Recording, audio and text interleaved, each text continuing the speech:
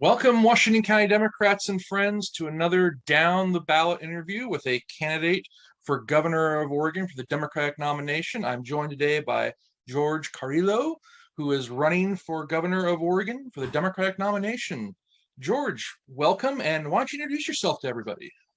Yes, hi. Thank you, Carl. Thanks for having me on the show. So hello to everybody that's watching. My name is George Carrillo. I am a gubernatorial candidate for this election cycle, of which we have our primary election on May 17th. And so a little bit about me is been living in Oregon here for the past 10 years. I was born and raised in Chicago, Illinois. Spent the majority of my life there. After high school, actually went in and enlisted and became a United States Marine. And after 2 tours, I was hurt, unfortunately, and couldn't continue my service. And then after that, I decided to become a police officer and was a sheriff deputy. Loved the job, great experience, got to practice the law the way it was intended to be practiced. And then about 10 years ago, I decided to move up here with my family because my kids have family members here. We definitely wanted to be closer to family. And so now I'm here. I've worked for the Department of Human Services as a program manager for the self-sufficiency department and also cross-working with child welfare programs. And now I'm a senior executive at OHA, and I manage the social determinants of health department there. Awesome. Well, that sounds like a breadth of experience. Yes, tons of experience. Well, the first question we start off with all of our candidates is a very basic one, but one that often today, from the political party's perspective, is often overlooked. And everyone has a different reason. We love to hear why. Why are you a Democrat? So I'm a Democrat because I believe that I have more of a liberal view on life. And so when I think about equity, equality, and diversity, I do feel that the Democratic Party is trying to achieve that within our society here. I also believe, healthcare for all. I do believe that also the rich should be taxed appropriately. I do not support that our low-income community has a higher tax bracket than our wealthy community. I also believe in an opportunity for education to be provided by the government that is fair and equitable for our children, and something that as we are becoming young adults, that it is affordable, and that education should be free for all here in this country. Awesome. Thank you. I appreciate hearing that. So the next question then is, why are you running for governor? So why am I running for governor? Well, it's the same reason why I currently am in state service. It's this call to action to help people. I did it at a young age of, being a Marine, which was a very different calling to serve. And then going and being a police officer, that was also different too. And both experiences, unfortunately, you have this burden of these terrible memories. Being in the military and being in the police, you don't see humanity in their best. People don't call the police because they're having the best day of their lives. It's typically the worst day of their lives. And sometimes it's the last day of their lives. And so those moments and those memories that I have, it's just a heavy burden that we have to do things different. And the higher that I climb in state service, I can see why we continue to struggle, why our community continues to struggle. And those inequities and the systemic racism that's built within our policies really does hold a population down. Some of it is built off of, racist, discriminatory practices, but it doesn't end there. This is not just a color thing, right? It's just not a racial thing. Yeah. We see marginalization throughout all of our society that affects everybody. It just looks different depending on your racial ethnicity. And the higher I go up, the more complicated it gets, because those barriers that I currently do in my job to remove, well, those barriers are people and leadership that just don't get it. And so the only way to be able to do that is to be governor, put in a cabinet that actually looks and represents the community that we're trying to serve. So with your background, what have you seen as, as you're running now for governor, what are the most important issues facing Oregonians in 2022? I think there's a couple of them. And so I'll say that one, we are, the majority of our population right now is on the brink of being homeless, 1 to 2 paychecks away from not having their housing anymore. Most people here in the state of Oregon do not have a savings account with a balance over $10,000. It only accounts for about 5% of the total population here in the state of Oregon. So we don't have enough savings to weather a storm, just like what we experienced here in COVID. If the government wouldn't have stepped in, a lot of us would have been out on the streets.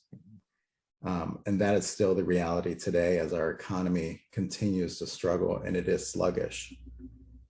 What we also are facing too is that we have years and decades of not providing services to our behavioral health community. And so right now, when we see, well, what contributes to behavioral health? So many different traumas within our lives. And a lot of that really does start from the moment that, we're born into this world, and really does affect us in our education system. That's really the first time we really start integrating with other populations, and we start understanding what diversity and equality means, and we really start seeing that level of bullying or discrimination, whether it's from a child to a child or from a teacher to a child. And so our education system is also hurting a lot. People right now are really focused on what they can see, which of course is the homeless problem. But I'm looking beyond that. I already know that that's a problem. We have to dig in and get down to the root cause of things. And those are the things that are going to prevent us from being able to solve our homeless crisis that we have going on right now. So a lot of the things that you've talked about are going to require not only action from the governor, but they're going to require action on behalf of the Oregon legislature. Mm-hmm. As a candidate, what's been your experience working with the Oregon legislature? So in my experience, whether it's with DHS or OHA, I sort of work in the background to be able to provide those implementation of what it is that they've passed through the legislature. The legislature is great at passing bills, but somebody then has to take it from there and actually start implementing those strategies. And that's what I do. I'm the working arm of, what the legislature does. Me and so many others that are within, the executive branch. Having conversations with them, I do have, meetings with legislatures, and it's interesting because they definitely have their agenda and they want to be able to see results, which I commend them for. But at times, because they don't understand what it means to run a program, they don't adequately give us the appropriate amount of staff in order to accomplish those things. In state government, we really struggle with having measurable goals and really being transparent with our community. So we really don't know what our return on investment is. And that, I think, is a major problem, and one of the reasons why they don't give us the appropriate amount of staff that we need in order to do the services that they're asking us to do. So in the course of the campaign, who would you see as your base of support in the campaign? So the base of my support are just the regular working Oregonians. I will tell you that the rich establishment, or even the excuse me, or even the political establishment, have shown me no favors or any sort of embracing me. And I think that's really sad, because a lot of our political leaders that have been elected into office are easily influenced by the bigger picture of the DNC here in Oregon. And I think that that's a problem, because just like myself and so many others that have fought overseas, we fought for democracy, not for bullying tactics. And so my base support will be, and has been, and will continue to be, the people that are actually working out there, the people that are impacted by the decisions that we make, and definitely not by people that have the power to endorse, or the power to give, because that still equals one vote, but also gains influence into our community. And so there is already definitely a narrative that Tina and Tobias are the top two candidates, even though I've proven myself on that stage with them on a couple of occasions now. Nice. So yeah. If you had to think back, who would you consider a mentor in politics? Yeah, so locally, Hector Generosa is someone that has just enriched my life. I love the way how he looks at our political system and just life in general. And what I appreciate about Hector's approach is that he understands that we have to be able to cross the aisles. This is not a Democrat versus Republican or an independent, or that this is a Latino thing versus a white thing or a Black thing, that it really does take this collaborative approach. And when I met Hector, it was through the brotherly luncheons where in downtown Portland, all of these community leaders come together, break bread with each other, and have meaningful conversations and actually solve a lot of the problems that are going on in their communities. And it's something that we definitely need to learn how to do here in state government. And we don't do it because we wear our politics on our sleeve. They wear their heart on their sleeve, and they're trying to do what's in the best interest of the people, not of a political establishment. So this is a question that's not really about policy or about the campaign, but it's more about you. Mm-hmm. Just because we get so little opportunities to really learn about folks outside of the stuff they put on websites and TV commercials, mailers, and personal meet and greets. What's an interesting fact about yourself that voters would be surprised to learn about you?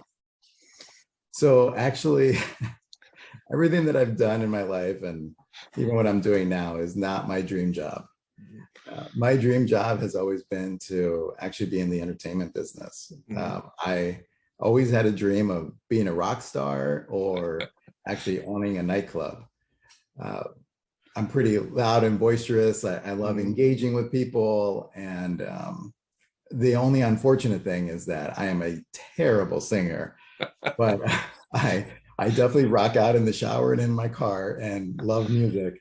But yeah, that whole thing about being on stage, that it's not about the attention. It's really about the amount of love and the, to the art and other people enjoying that. And you're being able to enjoy it with people. I love that. And that's one of the reasons earlier on in life when I was in the Marines, I wanted to own a nightclub. I'm like, I love this, look at all the happy people, look at how we're all just having fun, everybody coming together. I just really enjoy that. So anything that brings people together, that brings joy in our life, is something that I've wanted to do. But yes, being a rock star was my ultimate dream. There's definitely something very rewarding about being a person who can create a space for others to experience and share joy. I really dig that. Yeah. So we're going to break into some questions now from our local Washington County activists. And these are questions we've accumulated over the last couple months that we ask all the candidates. We probably won't get to them all, but we'll get through some of the good ones here. So a question from Lindsay W. in Tigard. She wants to know what you think of Timber Unity, this group that's been around now the last couple of years. That's sort of taking up the mantra of representing rural Oregon. Yeah, so Timber Unity, it's this movement that my understanding of it is a different way of reducing our carbon emissions. I don't necessarily agree with everything that they say. I think it's more of a conservative approach.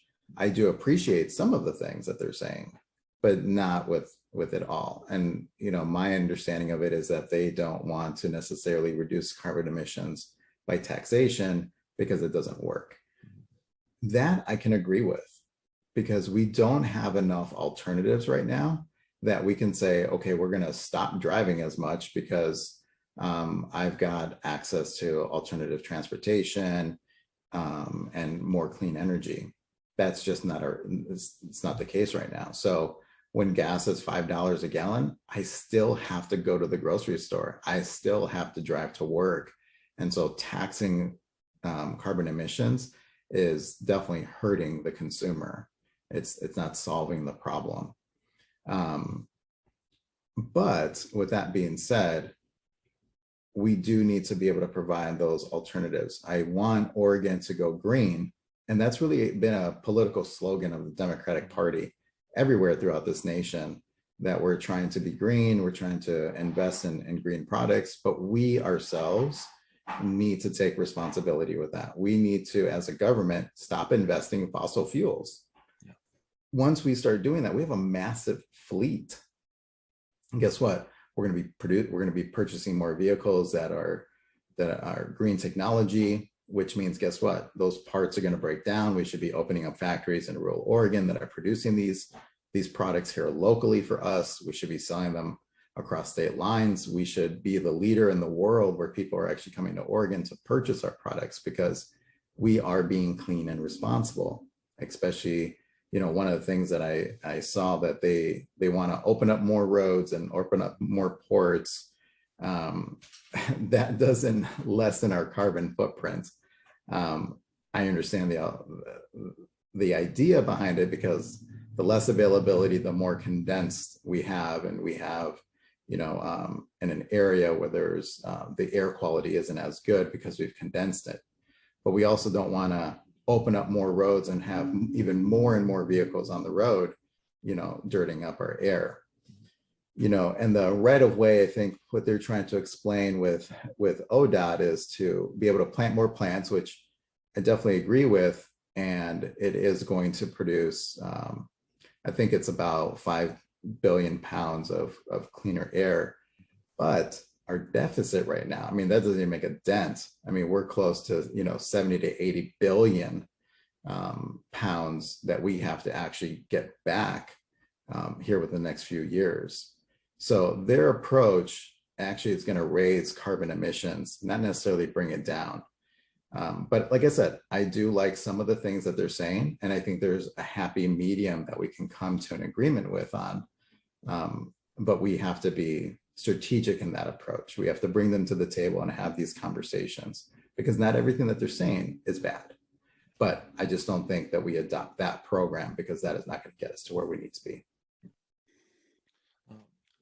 So almost along the same lines, just maybe as your last answer, this question comes from Maureen in Rock Creek, and she wants to know, how can we advance our policy goals and avoid the costly legislative walkouts that we've experienced in recent years?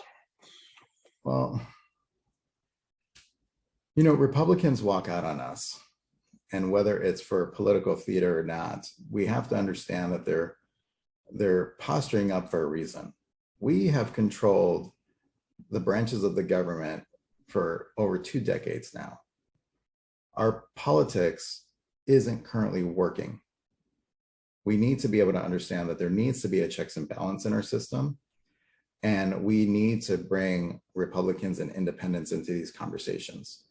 When we do closed door meetings, that's really difficult for us to argue against that we are not being inclusive. When we look at how we're running our legislature, and that key positions within the legislature is determined by how much money you raise to go into a super PAC that's eventually going to go to whoever the next candidate is to run for governor, that's not the right strategy. That is not democracy, right? So that means, Republicans won't get that opportunity to lead any committees, because they're not going to pump money into the DNC, right? They're going to pump money into their own super PACs. So we're in constant competition with each other. And honestly, it's simply because we're not being inclusive. We are trying to run our legislative branch by fundraising tactics. and not by doing the work of the people. Because even though I disagree with some things that Republicans say, I also do agree with some of the things that they do say, just like in this example with timber unity. But if we can't even stay in the same room to have that conversation, then people are going to feel left out. And our rural community feels left out because that's what their representatives are telling them, that they're not part of these decisions. They're not part of the policy making. They're not sitting at positions where they're the chair of a committee. So we're kind of doing it to ourselves. Well, our next question comes from Corrine in Tigard, and she wants to know what are your policies and budget priorities if you were elected governor? So my budget priority is that I want to be able to rebalance our state budget. I do really feel that we are not properly aligned when it comes to how we utilize our own resources. When we think about an end of a biennium, guess what happens in government? Hey, we haven't spent this X amount of money. Let's start going and buying everything under the sun because we're going to lose it at the end of the biennium, right? And I agree that we should be using our money responsibly throughout the biennium, and we shouldn't be hoarding that money at the end to now make these purchases that we would have made in the first place, but we just don't have a good grasp of how we actually handle our balance sheets. What we need to do is we have so many redundant processes within the government that is absolutely ridiculous. Once you get a control of that, and it's not that we have to let people go, it's that we reallocate our assets and our personnel into right departments, just like what we see with, let's say with child welfare. Their case counts are high. That work is extremely stressful. They've never been fully staffed. So if we've got a department that doesn't necessarily need as many staff because we've streamlined that process, we've invested in technology, we're able to get money out a lot quicker, we're more responsive. Let's take that staff and let's move them into a career that's actually probably a higher paying job where and they have a passion towards to actually help a system that's really hurting. And we really need to be able to look at that and consolidate all of our efforts. Every single agency has its own human resources department. They all have their own budget department. And guess what? We do all the same thing. Those universal departments need to be consolidated. We need to have one business practice, one streamlined process, invest in the right technology so that way we can be working more efficiently, because at the end of the day, that will affect the bottom line. And that will we don't need to consistently raise taxes. Let's be responsible with the money. Let's give the money back to the taxpayer, or let's invest it in something like into our PERS deficit so that way local communities can hire more police and more teachers. That's one of my highest priorities in becoming governor, is getting a hold and being more fiscally responsible. We have a question from Carol G in Tualatin, and working in state government, you might have an interesting perspective on this question. How do we proactively manage our state government to avoid the meltdowns like that of the unemployment department or the rollout of the Affordable Care Act? So where we struggle in this state is to be responsive to emergencies. We've seen it with COVID. We've seen it with the fires. We see it with inclement weather. We are just not set up to appropriately respond. And I find rather frustrating, and I think concerning also, just as a citizen, that we're in this place. Being a Marine, we were always training for war. We were always getting ready for it, right? Of course, none of us wanted it to happen, but we were always prepared. We were always running through drills to understand how would we react, where would we get our supplies, what would we do. I don't quite understand how the state looks and practices these things, because we should be taking a proactive approach to this. We should not be waiting for this fault line that's eventually going to happen one day to then all of a sudden start developing plans. We know we're on a major fault line. We need to start not just developing the plans, but we should be practicing. We should be implementing these things, getting ready for the next thing to hit us. The same thing with COVID. Right now, we're trying to get back to what we would consider a normal life. Mm-hmm. But that can change, as we've all learned, in a moment's notice. We have to be prepared. We have to know how to respond. We have to be ready for what will be that next variant. What if this next variant is the worst of them all? How will we respond? Will we be ready? Or will we use the excuse, nobody saw this coming?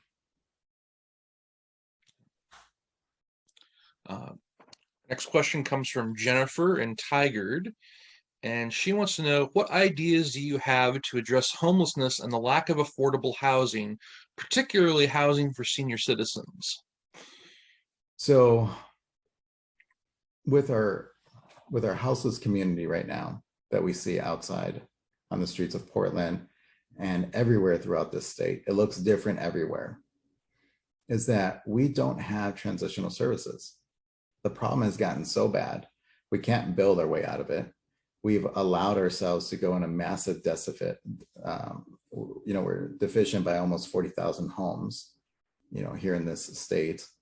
We don't want to look at people and say, you know what, you are the solution. Let's bring you into this conversation. What is it that you need? How is it that you need it, for your government to show up? I have done that. I have sat out there. I've been in our houseless communities, tents, having conversations, seeing what it is that they want. And I will tell you that none of them want the situation that they're currently in. All of them have asked me, please, can you give me something? Not that they were asking me for money, but can you give me something so that way I can get clean and sober? Can you get me somewhere where I can actually use the bathroom or just take a shower or, just get away from here? Is there anything that you can provide me? And I've got a long list of resources, but how do they even get there? It's only a temporary solution. We don't have things that actually eliminate these barriers. So I want to be able to invest as governor into what's called a navigation center, where a navigation center is built into a community. And it basically, when you think about it, it's like a medical plaza, dentists, doctors, things like that. And around the navigation center, it can be tiny homes. It can be outdoor tents. It can be whatever, but it can't be just a fenced in area on concrete with a trailer where, they hand out pamphlets. That is, who wants to live there? We have to make these navigation centers look just like the community. They should have parks. They should have walkways. They should have trees and grass. We give people what they need in the way that they need it because they're not bad people. They are our brothers and sisters. They are our parents. They are our children that are out there. But yet we treat them as a problem that we just want to throw them in a shelter. And I will tell you, I've been in many shelters, and there's not one that I've seen that I would say that, yes, I would spend a night here with my child. So we have to bring humanity back into this conversation, that we are actually providing them with options of where they would like to go and something that works for them. But yet we are trying to make those decisions, and I will not do that. I believe that the community has the solutions, and that's what I would do. I would bring the community forward. I would have oversight committees where my directors would have to follow their direction. Right now, our oversight committees, they're not paid, and none of the directors even have to listen to them. It's just a check mark on a blank form is what it is. Just like when we talk about equity and diversity, it's just a check mark. What we really need to do is have a strategy where it's being implemented, because when I become governor, will hold my directors accountable to the recommendations that our oversight committees are saying needs to be implemented. Well, we're about to wrap up our interview here. Ballots are going to be coming out later this week. So Democrats will be getting the ballots with the 8 candidates who were in the voters pamphlet statement. So everyone's reading the voter pamphlet statement right now. if you had to make your last pitch to an undecided voter at this moment, what would it be? I would say that participate, even if you don't vote for me. This democracy runs and is fueled, and what makes us a great nation is the fact that we have the ability to vote our leaders in. So even if you don't vote for me, that's okay, but vote. That is the most important thing. We can't lose faith in our system because that vote does count. Every single vote counts. And I cannot and will not be this person that says, I'm going to be selfish. I want you to vote for me. And for X, Y reasons, I'm the number one candidate. This is just who I am. What you're seeing is George. I hope you do vote for me, but most importantly, I just hope that people vote. Awesome. Well, thank you, George. Washington County Democrats, get those ballots in as soon as you can. We're going to end off here today. Thank you so much for joining us, George. Thank you so much. Thank you for offering this platform. I encourage people to go to my website, georgefororegon.org, or to my Facebook or Instagram page, which is George for Oregon, which you'll see a lot of the things that I'm doing out in the community. Thank you, everybody.